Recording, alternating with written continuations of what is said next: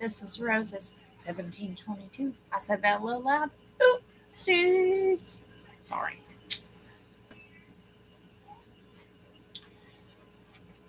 We are going to read Rumpelstiltskin.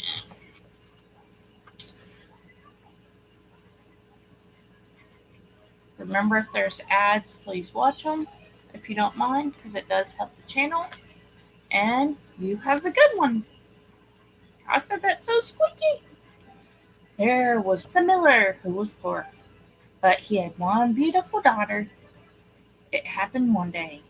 He came to speak with the king, and to give himself consequences, he told him he had a daughter who could spin gold out of straw.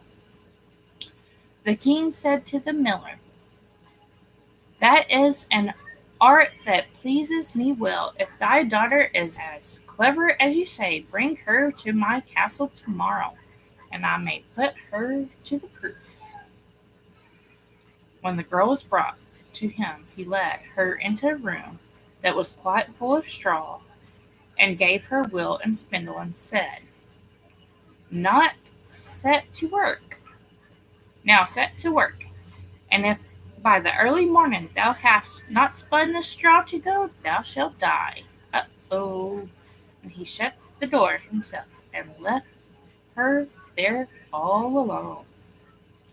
And so the poor miller's daughter was left there sitting, and could not think what to do for her life. She had no notion how to set to work to spin gold from straw, and her distress grew so great that she began to weep.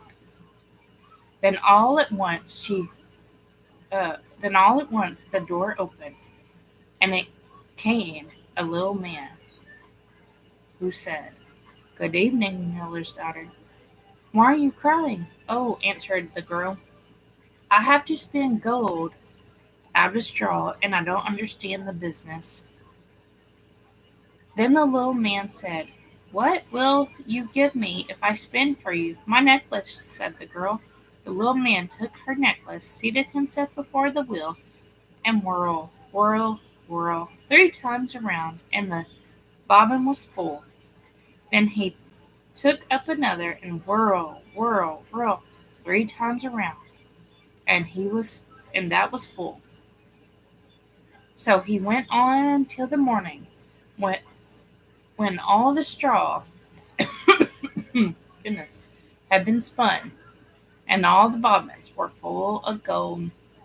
At sunrise came the king, and when he saw the gold, he was astonished and very much rejoiced, for he was very a- ad- avarious. He had the miller's daughter taken into another room filled with straw, much bigger than the last, and that she told her that as she valued her life, she must spend it all in one night. The girl did not know what to do, so she began to cry, and the door opened, and the little man appeared and said, "What will you give me if I spin all this straw into gold?" "The ring from my finger," answered the girl. So the little man took the ring and began again to send the wheel whirling around. By the morning, all the straw was spun into glistening gold. The king was rejoiced beyond measures at the sight, but he could never have enough of gold. He had the miller's daughter taken into a still larger room full of straw, and said, "This too must be spun in one night, and if you accomplish it, you shall be my wife." You shall be. For he thought, although she is still but a miller's daughter, I am not likely to find anyone richer in the whole world. As soon as the girl was left alone, the little man appeared for the third time and said, "What will you give me if I spin the straw for you this time?" "I have nothing to give you," answered the girl. Then you must promise me the first child you have after you are queen, said the little man. But who knows whether that will happen, thought the girl. But as she did not know what else to do in her necessity, she promised the little man what he desired. Upon he began to spin until all the straw was gold. And when in the morning the king came and found all done according to his wish, he caused the wedding he caused the wedding to be held at once, and the miller's pretty daughter became a queen. In a year's time she brought a fine child into the world, and thought no more of the little man. But one day he came suddenly into her room and said, "Now give me what you promised me." The queen was terrified greatly, and offered the little man all the riches of the kingdom if he only would leave the child. But the little man said, "No, I would rather have something living than all the treasures in the world."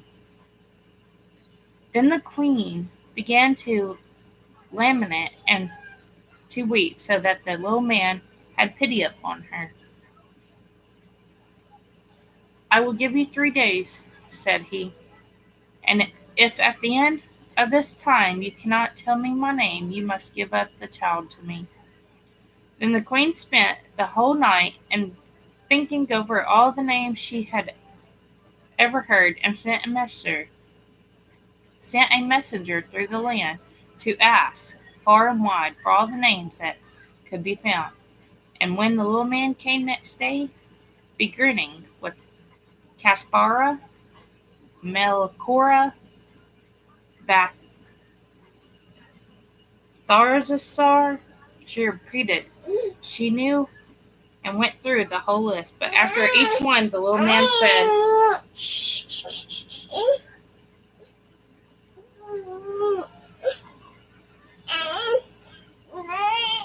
Come here, Bill.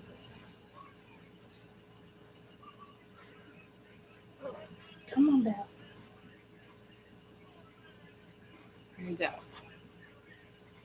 That is not my name." The second day the queen sent to inquire all the neighbors what the servants were called, and told the little man all the most unusual and singular named saints. "Perhaps you're called roast ribs, sheep shanks, or spindle shanks." But he answered nothing but, "That is not my name." The third day the messenger came back again and said, "I have not been able to find one single new name, but as I passed through the woods I came to a high hill, and near it was a little house, and before the house burned a fire, and round the fire danced a comical little man. He hopped on one leg and cried, 'Today do I bake, tomorrow I brew, the day after the queen's child comes in.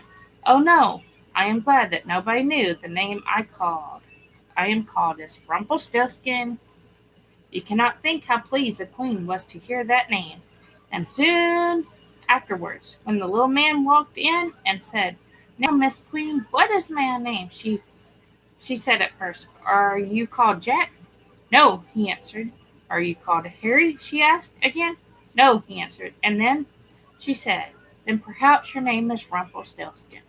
'The devil told you that! The devil told you that!' cried the little man, and and in his anger he stamped with the right foot so hard that it went into the ground above his knee.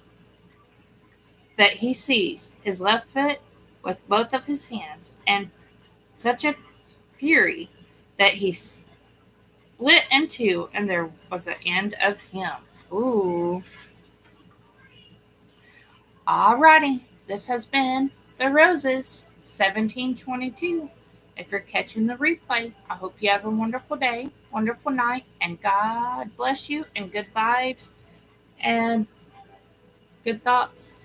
Remember, your higher power is amazing, and so are you. Mwah! Until next time.